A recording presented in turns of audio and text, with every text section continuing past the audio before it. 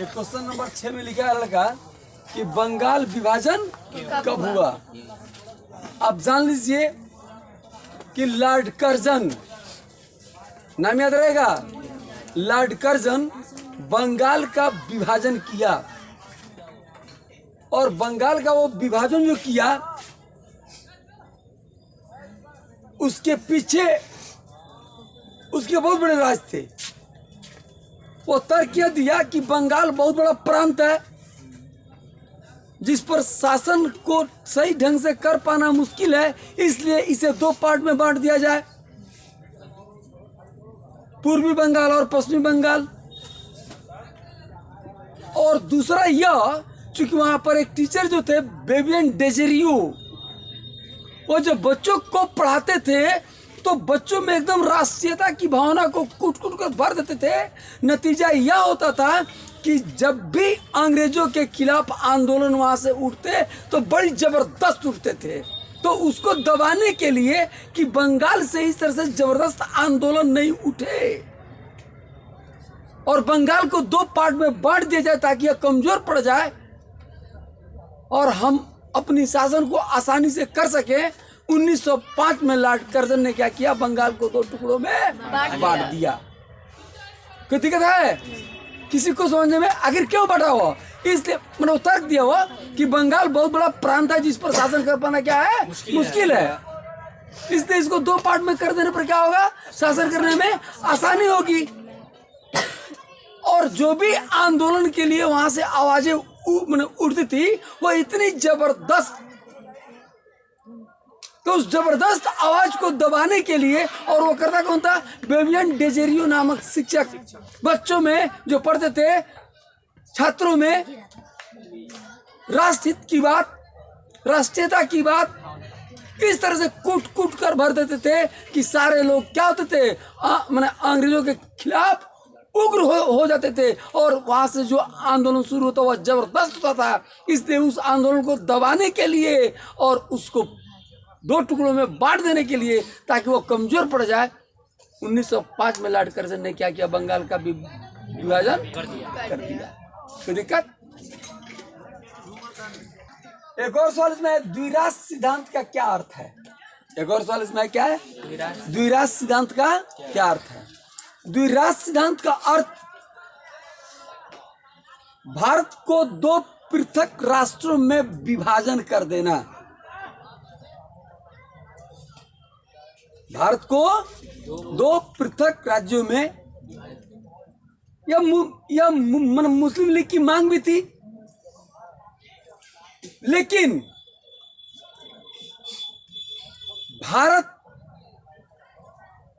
एक ऐसा देश रहा है कि समय पड़ने पर, अभी हिंदुस्तान पाकिस्तान बटा नहीं था उस समय, यह द्विराष्ट्र सिद्धांत यह कहता है कि दो राष्ट्रों को मैंने क्या करना, अलग अलग कर देना। लेकिन 1857 के जब विद्रोह हुए तो हिंदू और मुसलमान दोनों यहाँ पर चट्टानी एकता का परिचय देते हुए क्या किए, अंग्रेजों का सामना किए। लेकिन मुस्लिम लीग वाले यही चाहते थे कि हमारा एक राष्ट्र क्या हो, मुस्लिम बहुल क्षेत्र जो हुआ अलग हो जाए, और अलग हो भी गया।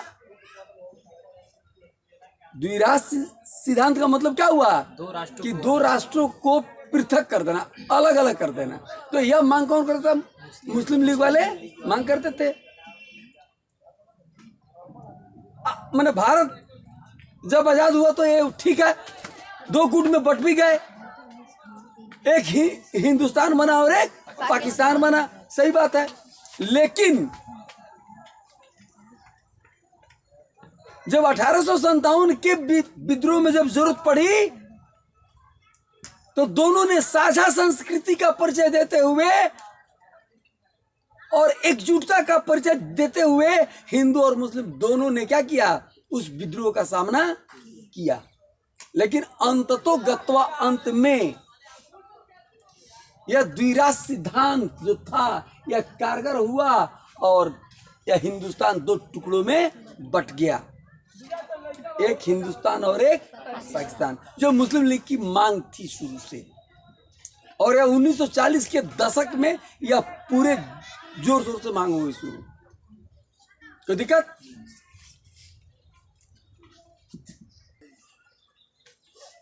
इलो बाबू तो इंक डालो इसमें। 1947 के भारत विभाजन के दो कारणों को लिखे। 1947 में जो भारत का विभाजन हुआ, इसके दो कारण प्रमुख ये थे कि अंग्रेज यहां पर हिंदू और मुसलमानों के बीच फूट डालना चाहते थे। क्या चाहते थे? फूट डालना चाहते थे। और उनकी दाल गल भी गई। यह उनका पहला कारण था, मैंने यह पहला कारण था कि मैंने अंग्रेजों के चलते हिंदुओं और मुसलमानों में फूट पड़ी, जो भारत विभाजन का एक प्रधान कारण बना। क्या हुआ? एक प्रधान कारण बना। और दूसरा कारण यह कि जब लेबर पार्टी की सरकार इंग्लैंड में बनी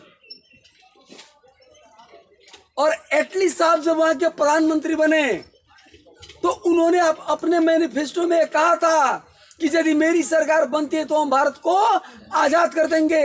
लेकिन इसके साथ ही वो जोड़ दिया था कि यदि मेरी सरकार बनती है तो हम भारत को आजाद कर ही देंगे, साथ ही भारत के दो टुकड़े भी कर देंगे, जो मुस्लिम लीग की मांग है।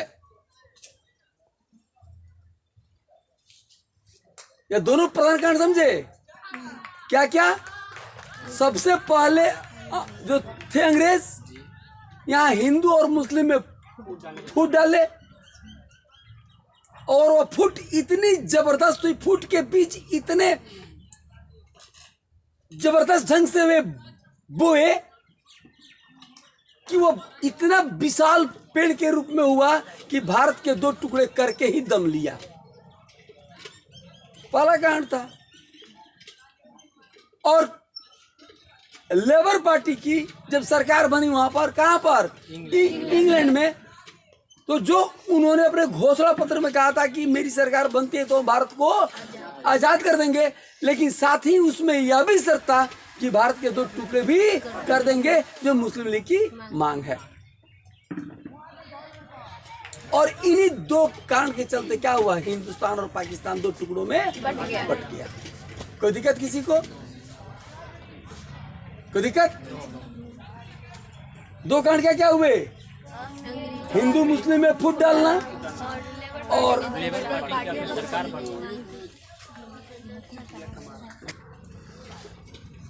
विभाजन की योजना को लागू किया।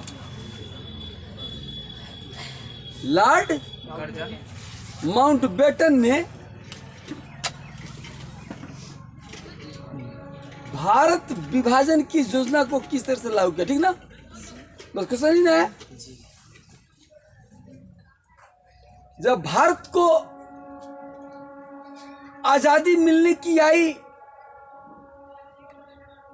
तो यहाँ का संविधान कैसे होगा, इसके लिए तो आया था कैबिनेट मिशन।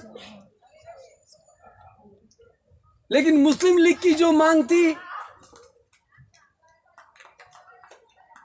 जो भी था, तो भारत के दो टुकड़े हो जाएं, एक हिंदुस्तान और एक पाकिस्तान।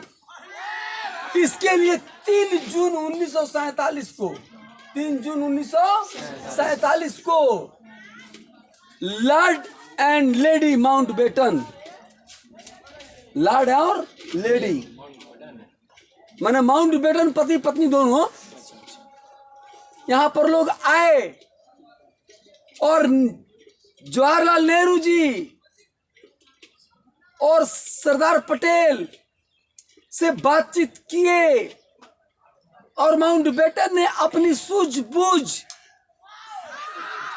कूटनीतिज्ञता का परिचय देते हुए, जबकि पटेल जी बहुत बड़े राजनीतिज्ञ थे, यदि वे इतने बड़े राजनीतिज्ञ नहीं होते तो यह अखंड भारत नहीं बनता।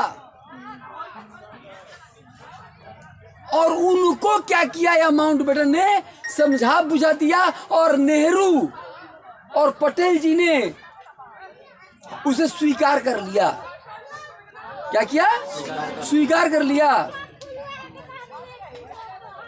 अंत में जब गांधी जी ने इस बात को जाना सुना तो उन्होंने भी इसे दबे मन से क्या कर लिया? स्वीकार कर लिया।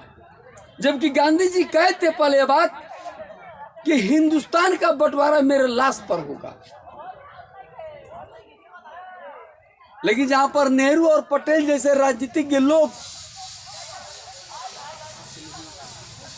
माउंटबेटन की बात में आए,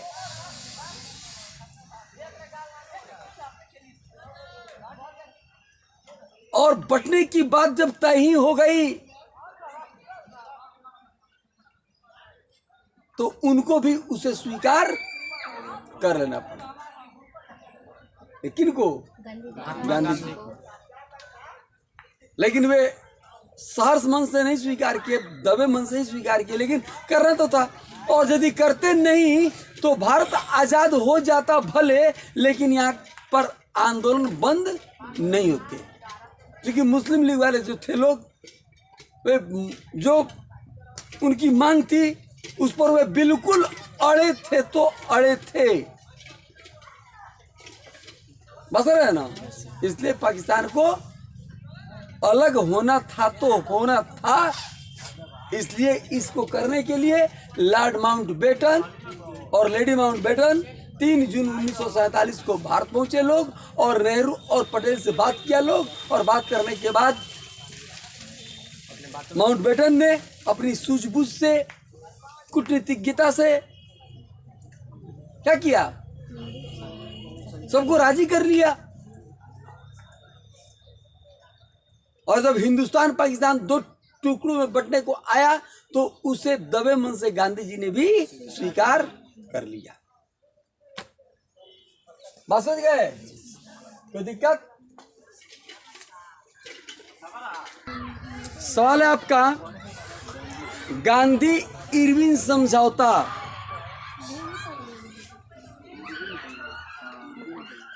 इरविन और बहुत ही अच्छा क्वेश्चन है।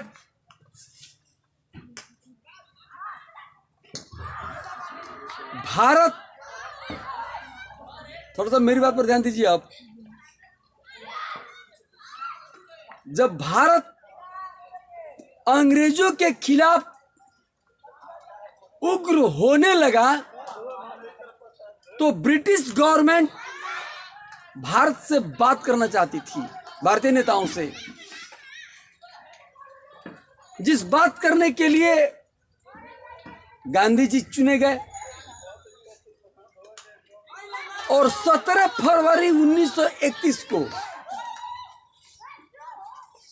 इरविन और गांधी जी मिले और दोनों के बीच बहुत लंबी बातचीत चली। बहुत सारी शर्तों को रखा गया, बहुत सारी बातें हुई, और 5 मार्च 1931 को उस पर क्या हुए? हस्ताक्षर हो गए। और उसमें शर्तें क्या क्या थी? शर्तें क्या क्या थी? कि जितने राजनीतिक लोग जिनको ब्रिटिश गवर्नमेंट कैदी बना ली है, क्या कर लिया है? कैदी बना ली है, उन्हें छोड़ देना होगा। क्या करना होगा? छोड़ देना होगा। छोड़ देना होगा। शराब अफीम की दुकान पर भारतीय लोग शांतिपूर्ण ढंग से प्रदर्शन करेंगे।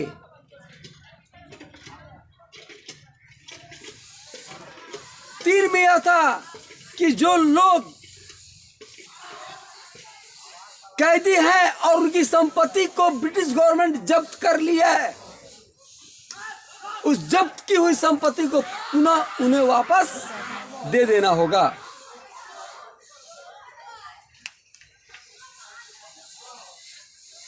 और जितने मुकदमे भारतीय आंदोलनकारियों पर है, उस सारे मुकदमों को ब्रिटिश गवर्नमेंट वापस ले लेगी। क्या करेगी? ले लेगी, वापस ले लेगी। इस तरह से दोनों के बीच क्या हुआ? 17 फरवरी 1931 को यह बैठक हुई और यह करते करते मैंने लंबी बातचीत के बाद यह 5 मार्च 1931 को क्या हुआ? इस पर हस्ताक्षर हुए। और हस्ताक्षर हुए तो ये सारी शर्तें उसमें थी कि क्या क्या थी शर्तें? शर्तें क्या क्या थी उसमें? कैदियों को छुड़वाना है, जितने कैदी है सबको क्या करना है? छोड़ देना है। उनकी संपत्ति को क्या करना है? लौटा देना है। और शराब अफीम की दुकान पर शांतिपूर्ण ढंग से क्या करेंगे? धरना देंगे। और जितने आंदोलनकारी हैं जिन पर मुकदमे लादे गए हैं, उन सारे मुकदमों को वापस ले लेना ले लेना होगा। तो दिक्कत